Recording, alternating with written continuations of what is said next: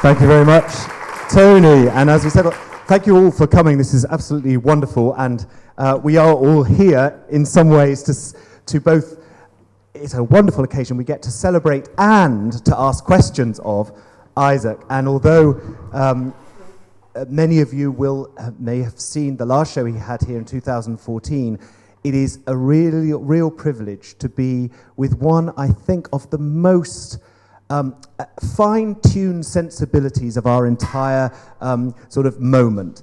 Issac has an astonishing ability to put to sense the pulse of what is really going on in our world at the same time as this marvelous eye, this way of seeing, which is super informed by his extraordinary knowledge of and sort of understanding of not just film, but dance and music and many other art forms, but which is kind of again and again miraculously shown in his ambitious multi-screen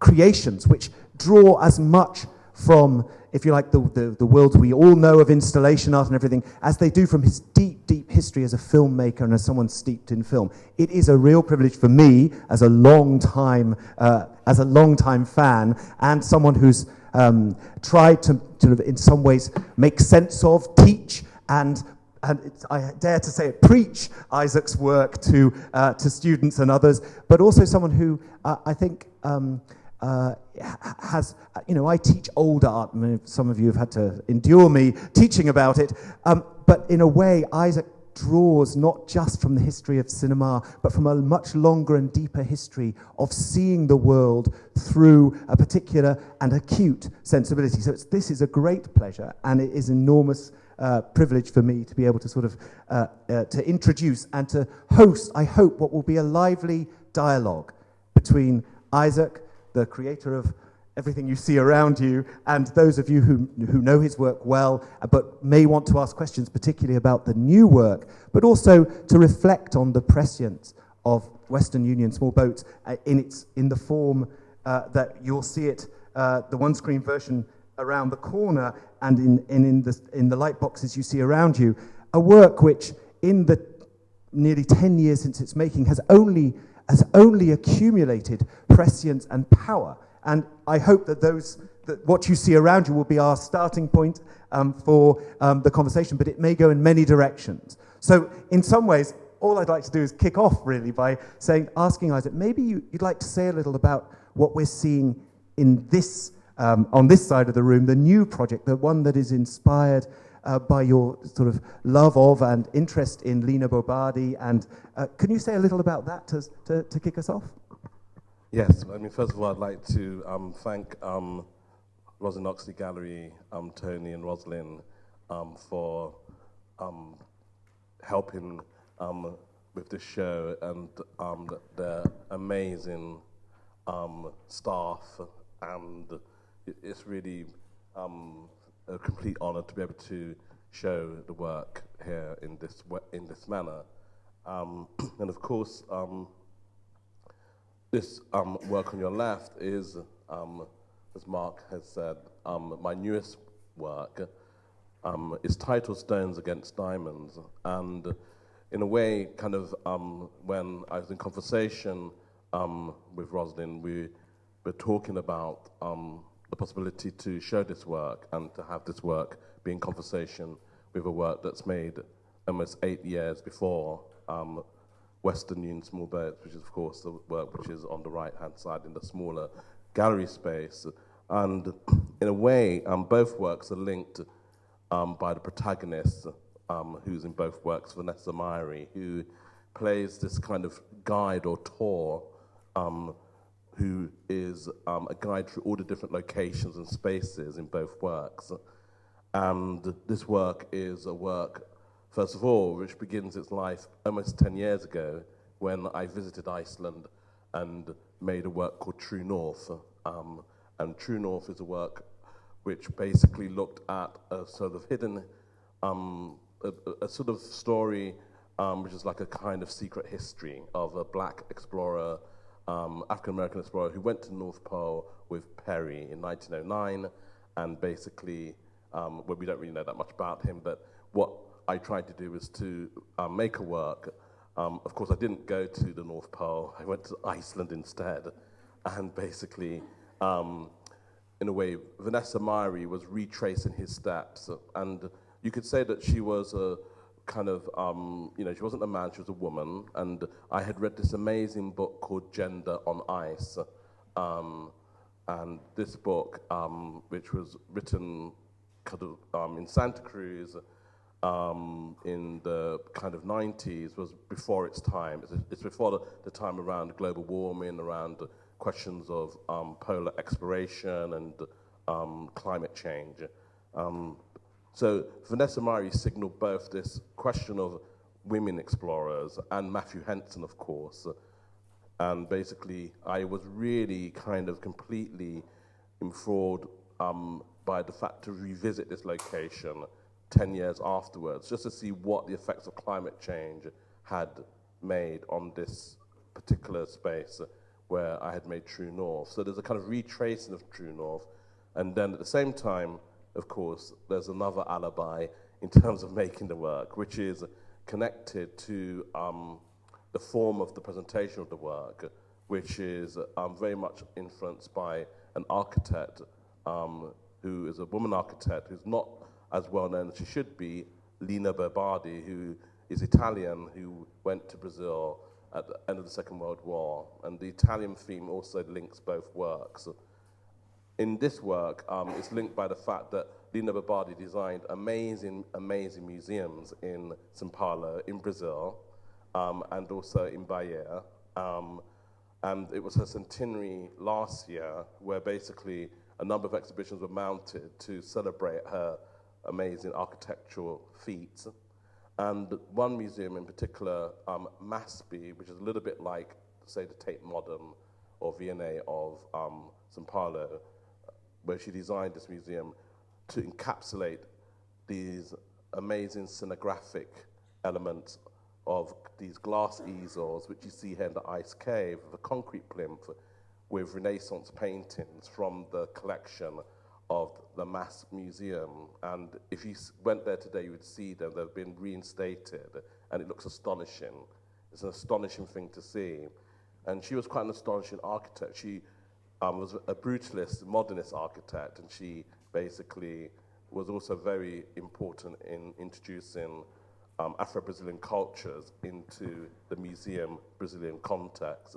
And so what I've done is to basically take her mode of display and to replace the glass easel with the flat screen, and then at the same time try to create Vanessa Mari as a kind of guide who brings you through these different spaces. It's a kind of meditation on Lina Berardi. There's also a staircase that appears in the Ice Cave, which is also designed by Lina Berardi. And so this work is a kind of introduction, a prologue work to a work that I'm going to be making called 7 Songs for Lina Berardi, which is going to be a little bit more biographical, a bit maybe more similar in its form to Western Union Small Boats. And so, yes, and so that's Stones Against Diamonds. And you had said earlier in an earlier conversation that this expressed something that had grown out of True North, that was your interest in some ways, having focused so sort of beautifully and very movingly on a human drama, a very human-centered drama of the sort of perils of migration in Western Union. You had the focus here was also about the way placing the figure in the environment, how man and the Anthropocene are kind of, in a way becoming a dominant preoccupation of our times. And then you can sort of feel it. Some of the light boxes here and some of this work, this feeling of scale or the play with scale, which puts man and the environment in ever more complex relationships. Do you want to say a little about how those interests have come to you? Yes, because in a way that Anthropocene is something which is really upon us. It's something which I think we're all gravitating towards. And you could say that the first photographic work, which is called Lina Berardi's Footsteps, is a Brazilian sort of cave. It's a cave that Lina Berardi visited in the 50s in Brazil, and we're kind of retracing her journey. But it's also very much about the relationship between man and nature and ecology, and the exhibition is called Refuge because it's taking the idea of this very sort of this elemental function of refuge and caves. You can think of Plato's caves, you can think of caves in terms of the spaces where man first makes attempts around art to a certain extent, if we want to call it that, and also the cave as this space of shelter. And of course this cave has come about because of global warming. So here we get a kind of theme of the Anthropocene coming, as it were, forward towards us. And in a way, I want to link those questions to the kind of question around, global migration as another site, you could say, of what is part of the kind of, early 21st century scenarios that we find ourselves on a planet where kind of these issues are encapsulating us all. So I think there was this aspect that I was trying to explore in these works. And oddly enough, I think one of the things that developed in making the exhibition was to think about, in fact, the two lightbox works behind us, Afterlife and Afterlife Leopard, sort of images, if you like, from Palazzo in Sicily, which appeared in Visconti's Leopard, which are also cave-like in nature to a certain extent, but they're representing, of course, this other architectural motif. And it's interesting to think about someone like Lina Bardi, who grew up in Rome as an architect, detesting the Baroque. So she would not like these Baroque palaces. Her architectural practice was all about, making a more modernist kind of virtue out of her architectural interests and contesting these kinds of spaces. But I was trying to connect those to the question of refuge and the different representational aspects of that in the different works.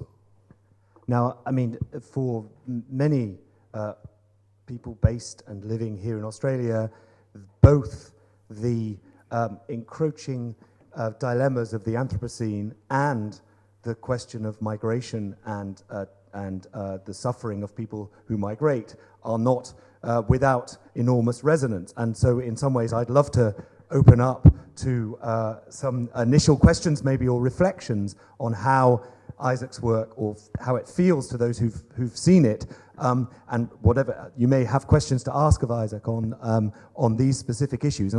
And Tony would love us to be able to. The crowd is getting bigger by the moment, and so the ability of everyone to articulate a question, I'm going to have to ask for them to be as brief and as provocative as possible, so that we are able to fit as many of them in as possible.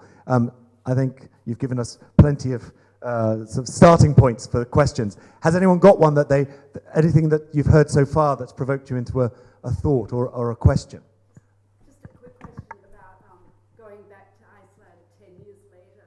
Did you see the effects of climate change? No, absolutely. I mean, if you, in terms of the fact that you can actually, the ice cave, which is a ravine, probably originally, thousands of years ago, that you can literally go into a cave formation space, which you wouldn't have been able to have done 10 years ago. I mean, and also the fact that the spaces where I had originally filmed True North, that one could see the kind of way in which the glaciers had receded, physically receded, and also in these scenes where you have the glacier on the beach. When I went there 10 years ago, you had big rock ice glacier formations, whereas now they're very splintered and it's kind of overpopulated. So all of these things are really very interesting. But of course, I was also taking these glacial formations in I was taking some poetic license with them, because the work is called Stones Against Diamonds because it takes its title from a letter that Lina Bardi wrote to her husband when she was presented diamonds by him, and she said, "I prefer semi-precious cut stones." I thought to myself, well, does she really? But perhaps, you know, if we think about her practice, it's very emblematic of her practice because she, you know, took this brutalist approach to her projects, to her museum spaces, and in some instances you can see the kind of natural organic shape be the motif in her work. And so, in a way, some of the works here, for example, the work on the right with the glacier, you know, is a kind of poetic conversation or rendition to that letter. You know, it's a crystal formation which will melt and disappear. So it's quite beautiful, but at the same time is not valued, of course, in the same way. But at the same time, you know, water, ice, these things are part of life's, you know, very central function. So, yeah, all of these different conversations around these sorts of questions. Yes, I'm. If you need a mic. Hi, thanks. Yeah, I just wanted to know if you could expand upon your idea of migration, because I think, you know, when we think of migration in contemporary terms, we're often thinking firstly of human migration. But I think these suggest more to me about the migration of matter and the migration of ideas, so and the migration of, you know, other animal forms. So I wonder if you could just say more about how migration plays into this work. In this work, in Stones Against Diamonds, well, I think in a way, you know, you have Vanessa Mairy, you know, as a migratory subject already, kind of encapsulated in her being. The fact that you have this black subject that's in this space, she's kind of representing condemblé for me. For others, it could be another kind of representation. But I think, you know, in a way, you know, the glacier formations themselves, you know, are migrating, you know, and dissolving. And so, and then, of course, you have, in relationship to the ideas of transposing what an Italian-Brazilian architect had made and to put those into this space, this region of the world. And then, of course, there's the whole question of, you know, the aesthetics, of display and how those are migrating, as it were, across time, and then also the way in which the forms themselves in the work, you know, become, you know, different or represent different aspects in relationship to where it's placed. So I guess what I mean by that is that you have this translation of the form, which was originally a glass plinth with a Renaissance painting, that in time gets migrated into this flat screen, you know, question of technology. So all those sort of aspects to it. But I think in terms of the whole exhibition itself, you know, I'm imagining that you have, you know, Vanessa's character who, in a way, is transtextual, you know, it's going from one space into another space in relationship to the earlier work that you'll look at, Western Union Small Boats. So is also, you know, having this sort of read across the different works. So, yeah, there are all those things which I'm hinting at, but in not the kind of more polemical sense, if you see what I mean. Yeah.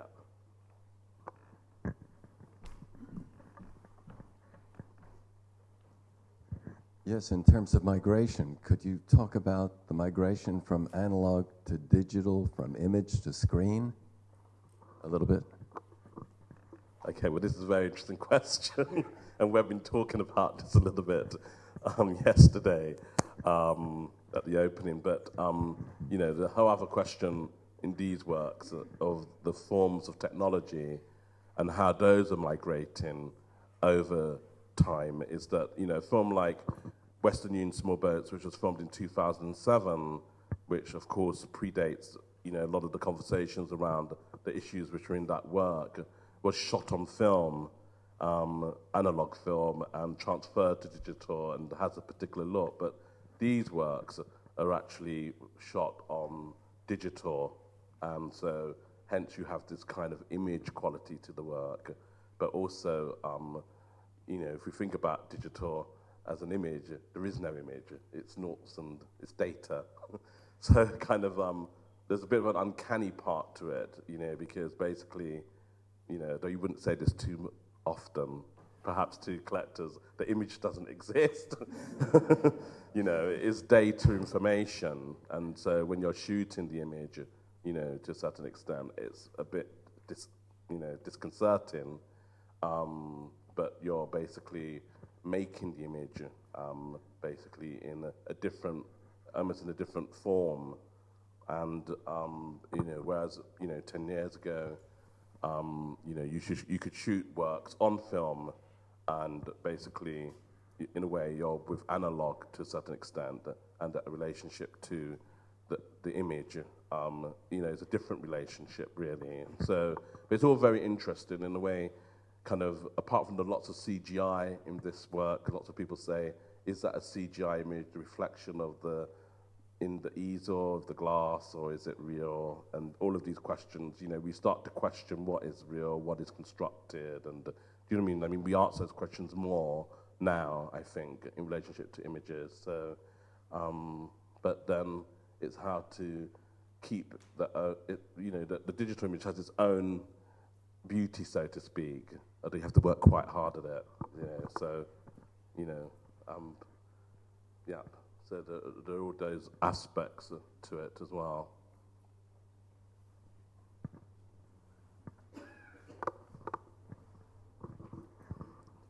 I'll just butt in for a second. You talk very eloquently about film to digital, and it always reminds me that for many people, especially in the last 10 years, they've come to see you as an installation artist, as a person. For those of us who sort of grew up in the 80s and the early 90s, we still have, I think, we're very attached to you as one of Britain's great experimental filmmakers, as someone who was kind of, in a way promised us that, and you could argue that Derek Jarman and even Peter Greenaway, who's much sort of mocked these days, but there was a swell of experiment in the film, in the world of film in the 80s, which you belong to, in a way which, and what I was hoping you might say, that seems to inform, for example, just how you use sound and choreography and kind of, particular kinds of montage, or you want to call it, editing, or ways that you cut things. And in a way, whether you've moved to digital or not, seems almost less important to me than the fact you bring with you almost a kind of steeped history of experimental filmmaking. Like this tradition really matters to you. And, we're watching your fantastically choreographic take on Visconti's sort of almost appalling ball scene in The Leopard, where the most overprivileged people you could imagine are discussing, how the world is going to the dogs. Whereas you have this astonishing rolling choreography of suffering happening in that. And it just feels to me that links you with a very profound and a tradition of sort of experimental filmmaking, as much as of a kind of, digital trickery, if you like. I don't know if you want to say, I just wanted to make sure that we didn't feel like the question of CGI was the only question. Well, no, you're right in the sense that I think, I think one of the things, I myself, I've migrated through different times in different moments where basically, one's been part of different movements. And so if I think about independent film culture in Britain in the early 80s, then it is a very rich milieu, and we have filmmakers like Derek Jarman, and we have theorists and writers, and there's a strong correspondence, for example, in a lot of theoretical ideas in Australia, where Australia is translating Foucault and Derrida, and we have somebody in this room who's done that work. And basically, there's a way in which there's an enriched conversation between film, in particular, and how it's resonating in making works. And so I am informed, or have been formed by all of those aspects. But I think it's, in a way, I write about this a little bit in the Riot book, which is the MoMA publication, which was published at the same time as when 10,000 Waves, which was first shown and seen here in Sydney at the Biennial, which was shown at the Museum of Modern Art. And in that book, I talk about these periods and these particular moments and trajectories. And so in a way, it is to bring these different aesthetic and filmic and art interests and to migrate those into their different forms. And I think you're right that, in a way, it's not so much that I am fascinated by the changes in technology, but in a way I want to bring the different languages which were part of these particular moments into now. And in that sense, maybe I'm not so nostalgic about these moments, because I feel that it's important to move with the different times, but to maybe bring in that movement to bring the body of themes and aesthetics and with you if you can, So and so that's what I try to do. Sorry, I interrupted another questioner, so can I go to that? Oh, no, I was just looking at the different forms in the installation and looking at the vertical and wondering, why is it because of the gallery installation that you would show it vertically, and the horizontal of the afterlife that are like the caves over here, so you're looking through to the light in all of the spaces, but then you have the cool and you've got the glass. It's sort of like an aesthetic spirituality, and this one is a strong Catholic or Christian religion. I'm just wondering, and they've all got the light, and I'm just wondering why the vertical, is that just to be different, to have a different kind of look? Well, the verticality really begins with the Lina Babardi kind of glass easel, so basically it's like taking that form and making a virtue of that. But also, if we think about the verticality, we know that Bill Viola, in a way, established that as a kind of language in video art or form. And, well, of course, we know that it's been adopted by shopping displays as well. If we go to see kind of shopping for clothes, for example, which is a bit disconcerting. But also, I think there's the relationship between when you're shooting digitally. One of the things that's really is quite interesting is that you can, before when you used to shoot, if you shot on film and you only exposed part of the film, then the quality of the image would not disintegrate, but it wouldn't be so great. But with digital technologies, when I'm shooting this work, I'm only using part of the frame, and you can do that, and you don't lose quality. And so that's one of the things, the kind of virtual things around the digital that you can do, and it has an aesthetic aspect that you can explore. So there are these aspects in the work as well. But of course, a lot of my works are sort of shot in different formats, and these images could well be integrated into the project which I'm going to be making on Lina Babardi, the 7 songs for Lina Babardi, where the format will be in a different format, so in the more conventional format or horizontal format, and so you can do those aspects. Yes, but yeah. Am I allowed to provoke you to say a little more about what that extended project will entail? What's its scope? What's the... in other words, what will it be when it's... Well, I've been working and researching the Lina Babardi project now for about 3 years, and I think when you make a sort of more conventional work, you basically, write a script and you basically have this story, etc. But one of the things that I like doing in an art context is to assemble all the information and to film it, and then with the editor we play and make the story as we develop. And that's how, in a way, a work like Western Union Small Boats is developed. There is no script.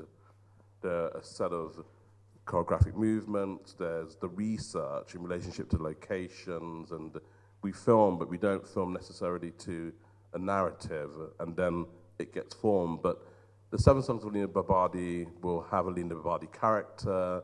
It will basically will go into Brazil at different periods in time, and we will kind of venture a little bit into Afro-Brazilian world, and we will also,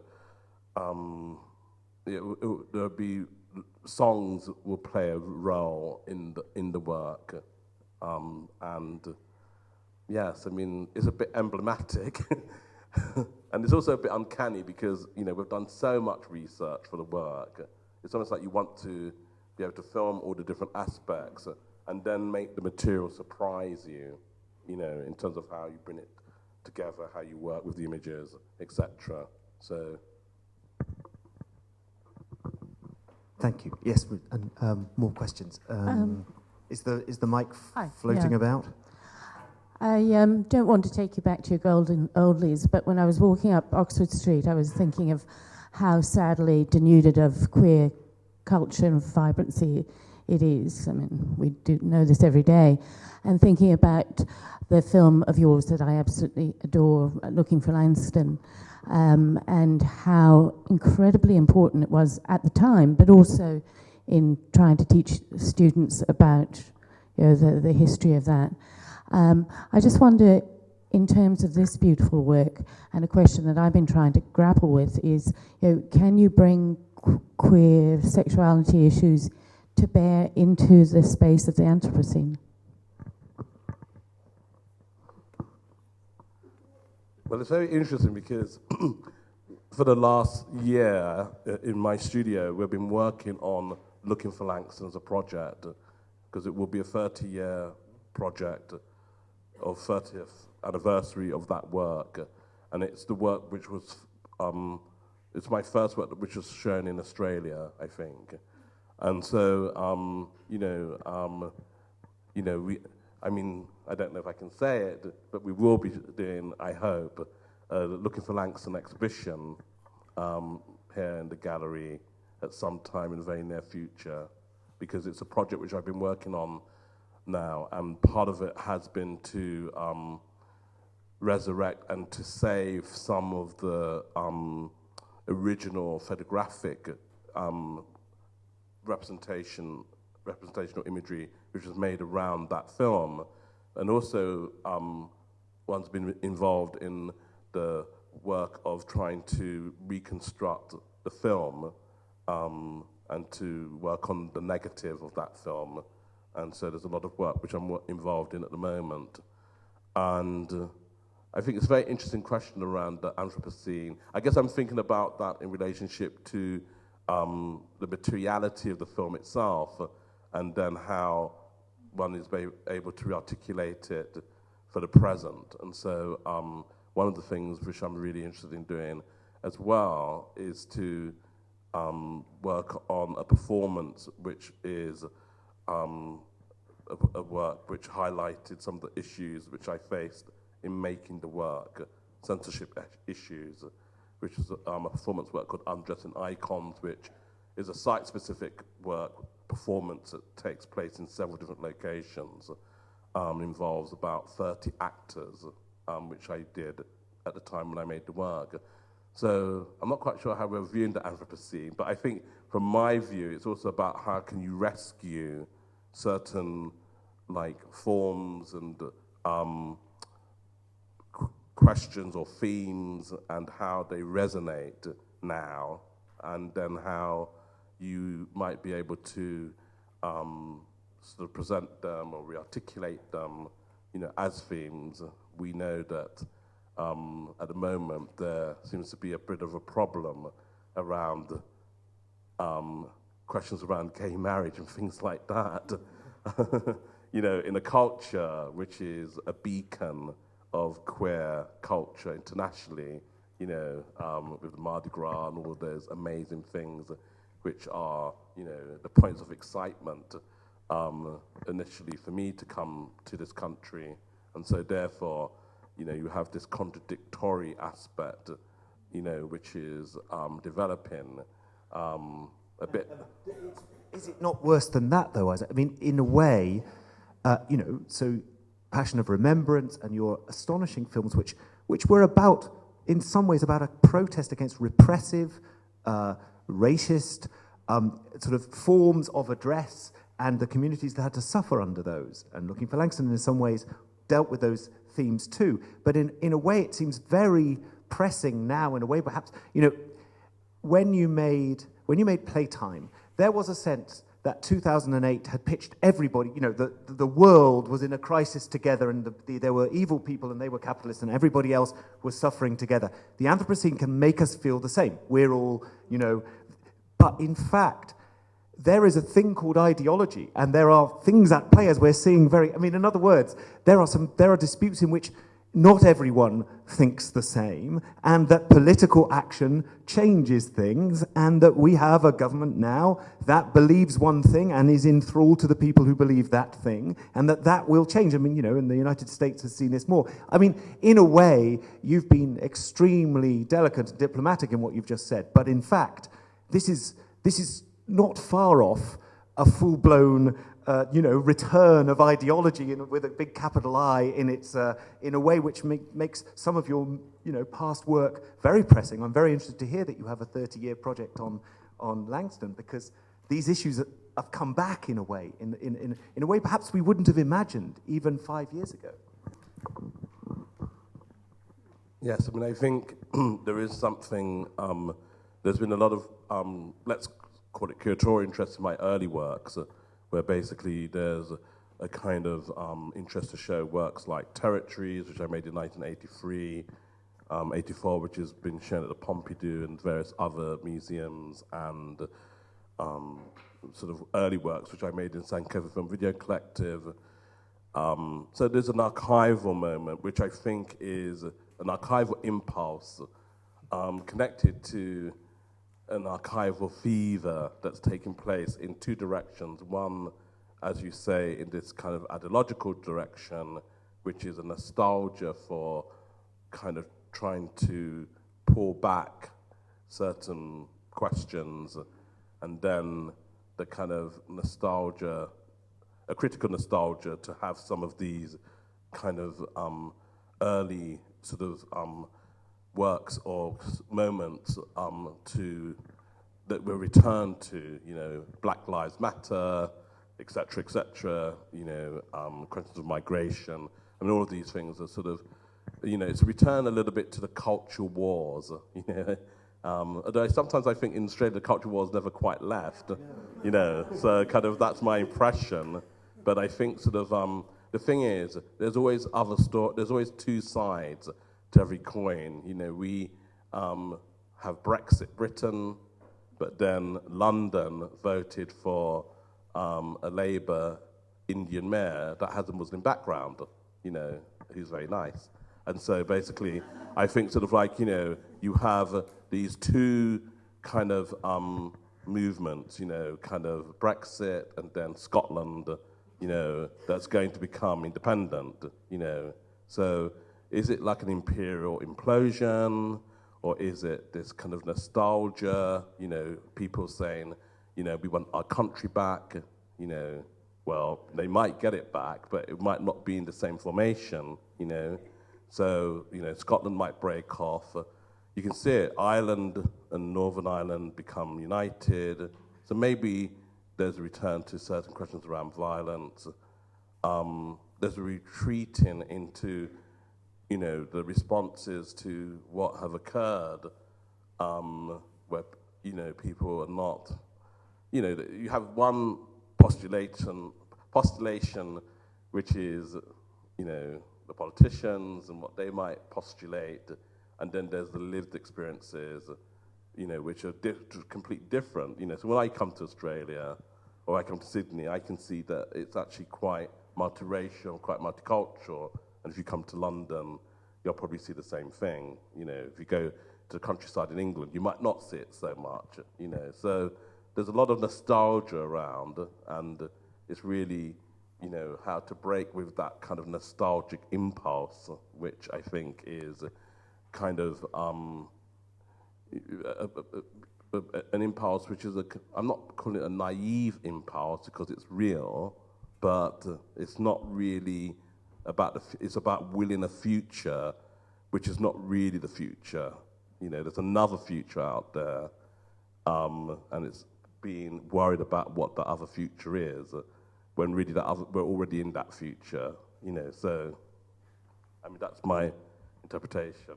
Yeah. We should go through another question before we get too depressed by the other. Yes. Sorry. Thank you, Ira. You're really kind of the mic. It is helpful to have the mic because it's hard to hear. I'm interested in the gender in your works, the more recent works, and this the female almost parahuman guide, and I'm thinking, including in here that kind of the goddess Matsu in 10,000 Waves. There's this kind of the minority female. Is that, and I don't know, I was wondering if perhaps to talk in these troubled areas, do you have to kind of pick the minority outside to speak more successfully or more thoroughly? And I'm not sure.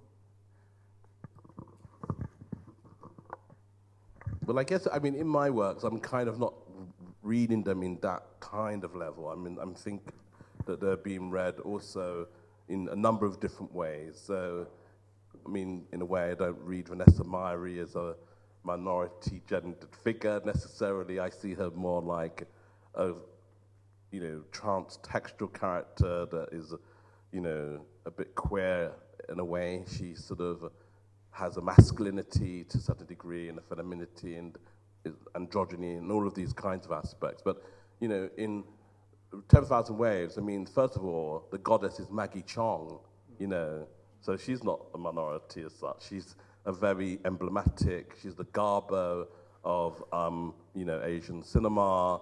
You can't walk with her down a street anywhere in Hong Kong. You just get mobbed. It's impossible.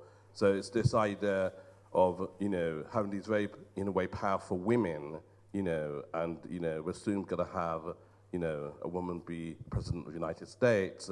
So we're in that time of women, and if we think about the kind of move, even in art context, women artists, women curators, museum directors, we're in that moment, So if I go back to my early moments in the Sankofa Film Video Collective, I was in a collective where it was mainly women, So there's a kind of proto-feminist person in myself, you could say. And at the same... Because Passion of Remembrance was a co-direction, wasn't it? With Maureen, whose surname I've just forgotten, who was your co-creator on that.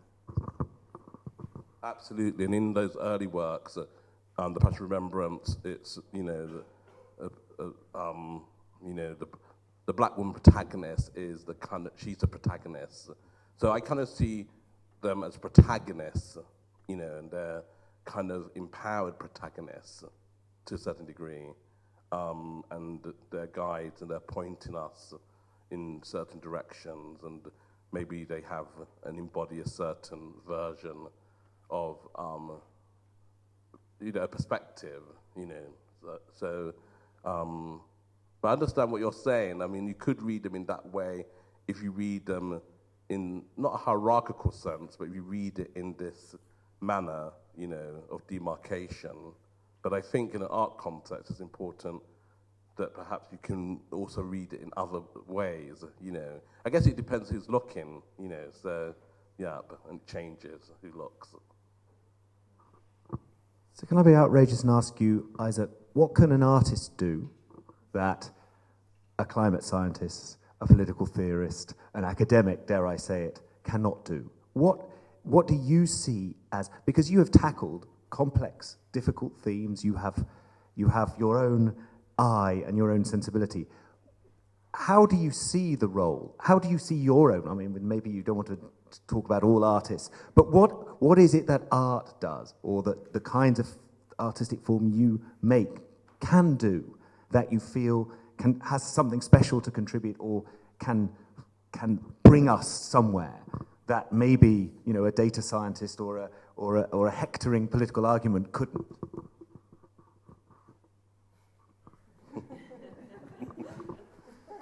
Well, I mean, I think, you know, if we think about, you know, okay, the debate, you know, around migration, we can think about the way that they get postulated in newspapers, the way that, you know, politicians might banter it around for political scoring. You know, we know that Theresa May, she's having lots of fun with it, you know, and saying quite odd things, you know, possibly reactionary things. But I think, you know, it's almost like a point scoring, you know, in an ideological sense. But I hope that in a work like Western Union, Small Boats, Leopard, that you can have another avenue to think about the questions, to meditate on them, and to possibly have a point of reparation. You know, so I see there's a reparational aspect to the works. That's a kind of one theme. And then just another entry that you can see it as the collaborations, you know, where you have a combination of different, in Russell Maliphant's dance troupe in the work, where the dancers really choreograph the journeys. There's someone who is Australian, there's someone who's from Korea, there's someone who's from Japan, there's someone who is from Cuba, there's someone who's from Poland. They're all the characters in that work, in that piece. So, and I remember the choreographer saying to me, but Isaac, who are these people? If you have the representations of like Africans, because in the work there's also people who made that journey in those boats that do a reenactment. Who are they, you know? And I said, well, they can be people in the future, you know, and they can be, you know, people who, in a sense, you know, can have connections to these themes. I wouldn't know that 10 years later, Syrians would be people who might be on those boats. So I think there's all of those aspects. But I think also, you know, in a way, the journalist or the scientist, you know, in relationship to questions around global warming, they give you the empirical sort of facts and figures or theories. And I think in the art sort of context, it's really about how you can move to a point of empathy or to a point of having a poetic relationship to some of these questions, a meditative relationship. Well, in the case of playtime, it's quite hard, you know, in terms of the debate around capital. And I know, for example, in that work, it's a work when I did the Das Kapital reading at Venice for Ocquimwezo, Venice last year, or when I made a work like Capital or a work like Playtime, you know, some people looked at that work and they thought, okay, we don't like that work, you know. And to a certain extent, I think if you make works, you have to make works which are reflecting a moment, and you know that perhaps some people might feel a bit of, you know, an ambivalence about that work. But sometimes you make works also for the future, and I know that that work will be important in the future, you know, because it's representing a particular moment in time. And people will go back and they'll say, wow, that's what was going on, you know. So there's always a slightly kind of, there's a kind of archival impulse, but in a kind of futorial sense, in some of the works that I make. So in the work like Look of Langston, you know, it's shot in black and white film, and I'm thinking about how to join the 30s with the present, and so you're thinking about that work transgressing time visually in the images itself as it's montage from one section to the other as a way of giving a cohesion visually to the work. Or, for example, in a work like, I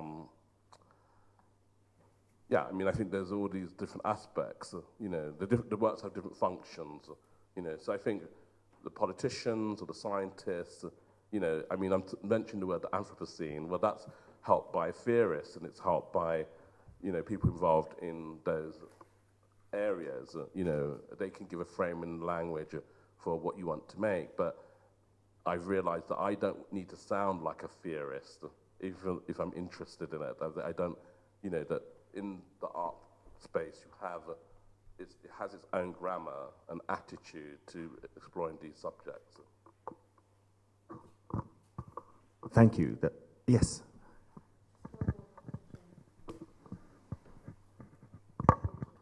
Issac, what artists do you admire, contemporary or historical?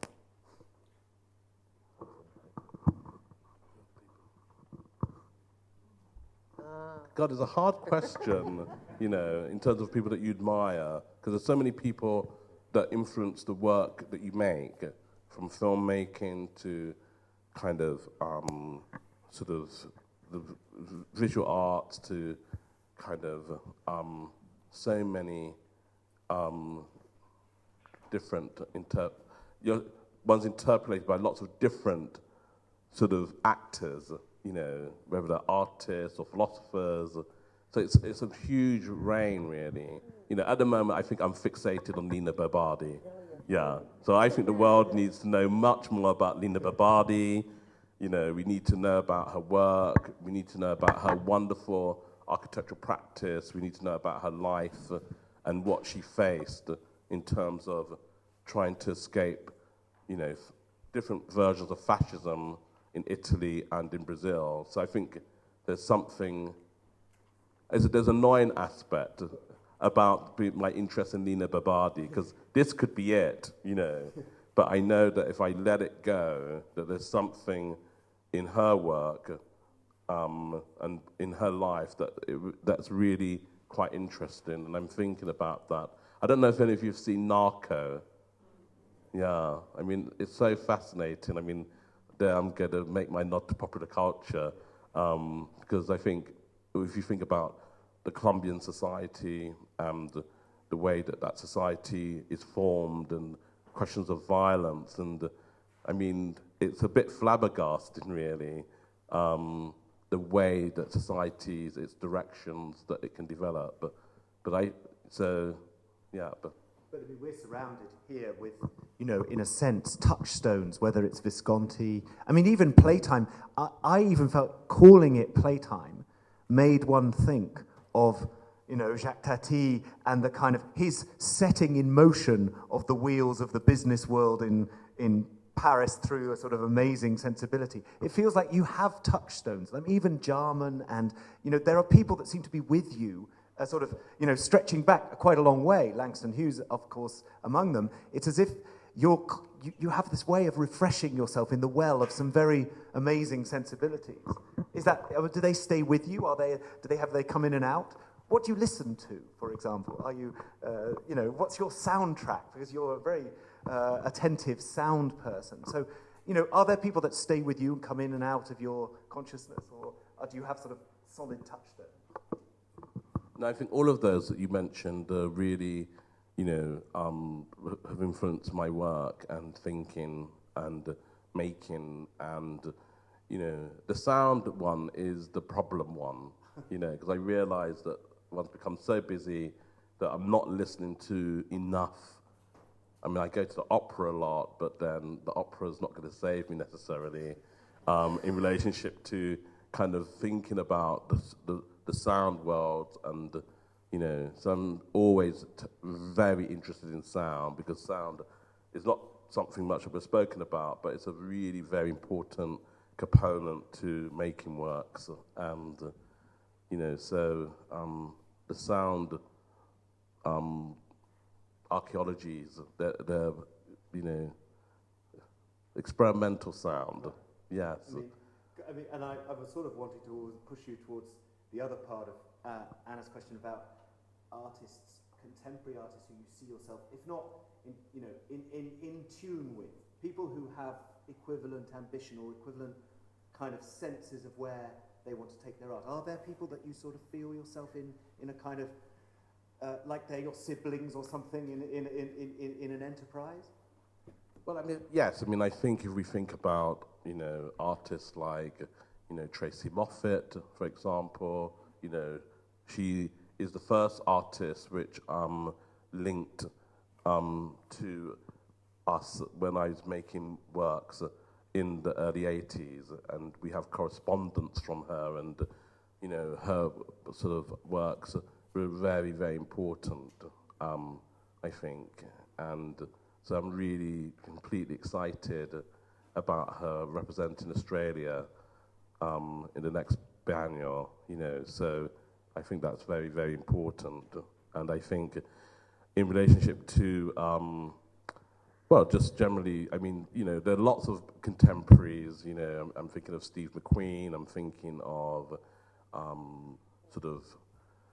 artists like Yang Fudong, for example, they're all, in a way, artists where, there are these conversations in the languages of multiple screen works, photography, or media, etc. And so, yes.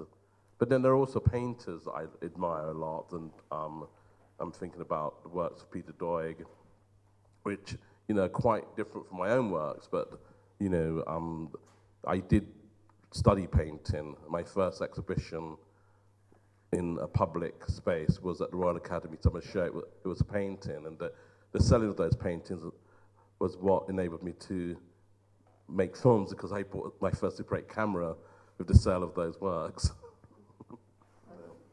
A fascinating fact, which I certainly didn't know. Now, I know that we will have to come to the end of our conversation fairly soon, but I know that if you have brief questions, we'll be delighted to entertain a couple more. When you said that about Tracy Moffat's film, I was just thinking of Jimmy Little and how she filmed him in, might have been Nice Coloured Girls, I think. And his voice is so beautiful, but she didn't have his voice while he was singing. She had a kind of primal scream. And I just remember, going to see him live and just how incredible he was, but that she thought to replace the sound with something else, a longing, a power, a primal kind of sound. And so, yeah, I can see that it's an important moment, to think like that and to have that aesthetic. Yeah. Does anyone, thank you for that. Does anyone have a further question? I mean, many things you've just said, Isaac, really, I think are very stimulating. I mean, there's a wide, it's just the ambition that goes between, sensibilities which we've understood in the moving image and in sound and in visual image. These are increasingly, it's a demand you're making on audiences too. It's a demand of attentiveness, of an understanding of multiple registers, of semiotic registers and registers of togetherness. How we watch these installations is another question. What is the demand that you're making of your audiences? How would you like us ideally to think and see these? Have you got an idea of an ideal way of taking in your work? Well, if I go back to the presentation of 10,000 Waves, that was really a kind of point of where I was really trying to bring together a number of different ideas about how you could view a moving image work. And so let's just say that because I began making works after leaving painting aside in film and in television, there were single screen works. And of course I expanded the screen, and those things developed, I think, through the use of different technologies. Every day we're on our computers, we have different windows screens that we open. So all of that, in a way, very much penetrates an artist's consciousness. And so the use of the multiple screens became part of a language for making works about particular themes. But I think also, if I was going to make a work in a gallery that was a moving image work, it needed to have an alibi or not be a film in a kind of more classical sense.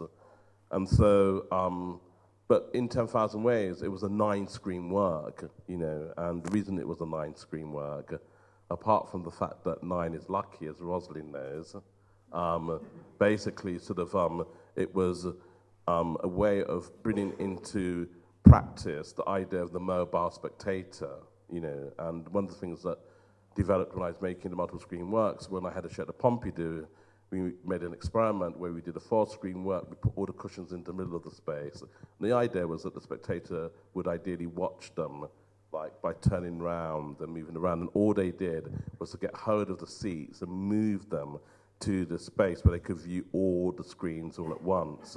So then I realized that the spectator is a very greedy spectator. They want to see everything. They don't want to miss anything. So in 10,000 Ways, it was a deliberate design where basically you couldn't view it really all at once, or you could view all the screens at once if you went to particular positions. But how it was designed architecturally was that you could enjoy having this kind of en passage or movement between the screens to view it, Although some people do resort to habits. Habits are hard to die, So, they may get a chair and they may just sit in one position because they can't be bothered to move around.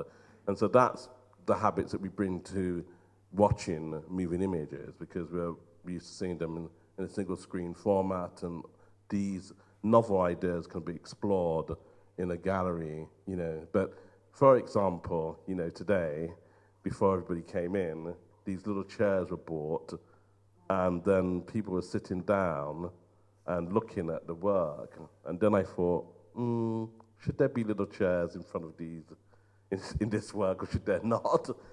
So there are all of these kinds of things that you think, but they're kind of experiments. And of course, I'm saying all this, but there's a single screen of Western Union small boats, because I always make single screen versions of my work, because I like the idea that the works can exist in different platforms, that you could make a single screen work that could be shown in a film festival, such as this work, which was shown at the Venice Film Festival in 2010, along with the single screen version of 10,000 Waves, which is called Better Life. And so that's like another platform. And so whenever I make works, in a way, there are different platforms, whether it's television or it's a gallery, they're merely different platforms. But the idea of making versions of a work, a little bit like versions of the song, you have a song, then you have the dub version, or you have like another version. And the question of versioning is really interesting to me, and in a way makes it have these different lives, so to speak. So, but these are some of the theories. Some of the theories, they develop really with the sort of collaboration with the audience, so, and all of that's very interesting. But, if you go to the cinema, you sit down in your seat and you're going to be entertained to a certain extent. I mean, I'm not saying that all film is like that, but generally speaking, these habits are hard to die, aren't they? Yeah, but we want to have our cake and eat it. Thank you very much. I think maybe we've got time for, I'd like to take new questioners if possible, if you haven't asked a question already.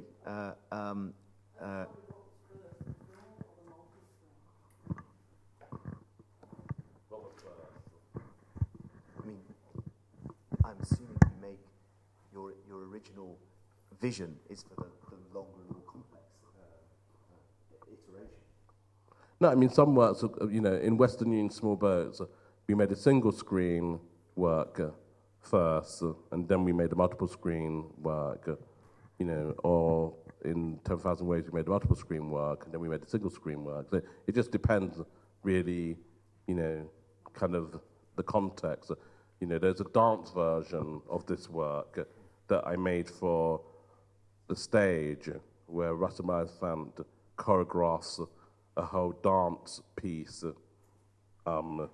with the film, which is a completely different edit of the work. So, yeah. Okay, I think everyone has, first of all, I would like to thank everybody for their attentive listening and their excellent questions. And I think I'm going to probably hand over to Tony at this point. There you go. So thank you very much, Mark. Isaac. Thank you, audience.